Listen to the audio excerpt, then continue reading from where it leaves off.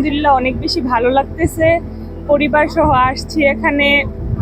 এর আগে অনেকবার আসছি, বাট আমি যখন ছোট ছিলাম ওই সময় পহেলা বৈশাখে প্রথম আসা হয়েছে। দেন এখন আসলাম, অনেক বেশি ভালো লাগতেছে। কক্সবাজারের আবহাওয়া এখন গ্রীষ্মকালের মধ্যে অনেক বেশি ভালো লাগতেছে এই পহেলা বৈশাখটা কাটিয়ে আমার। আর এর আগের বছর তো রমজান ঈদ ছিল, যার কারণে এত ভালো করে পহেলা বৈশাখ পালন করতে পারছি না। এই বছর অনেক ভালো কাটতেছে আমার ফ্যামিলির সাথে। তারাও হঠাৎ করে এই ট্যুরের প্ল্যান করছে।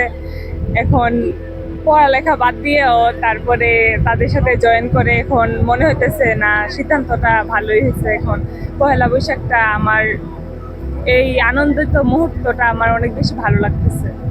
বাঙালির ঐতিহ্যটা আসলে সবসময় একটা মানুষের, বাঙালির জন্য একটা নতুন দিন বয়ে আনে। বাঙালির মানুষের একটা আবেগ, ইমোশন এই পহেলা বৈশাখের মধ্যে। তো সবাই প্রত্যেকে আমরা মানুষ যারাই আছি, এই যে সমুদ্রের পাড়ের পহেলা বৈশাখটা আরেকটু ভিন্ন। কারণ এখানে একটা ন্যাচারাল প্রাকৃতিক জিনিস, যে জিনিসটা আসলে মানুষের মনকে এমনিতেই উজাড় করে রাখে। তার মধ্যে পহেলা বৈশাখের মানুষের কথা শুনলে সেটাও একটা মানুষের মনের মধ্যে অন্যভাবে উজ্জীবিত করে। তো এই জিনিসটা সবার ওভারঅল সব কিছু চিন্তা করে দেখি যে পয়লা বৈশাখটা বাঙালির জন্য একটা ঐতিহ্য এবং সংস্কৃতি একটা দিবস।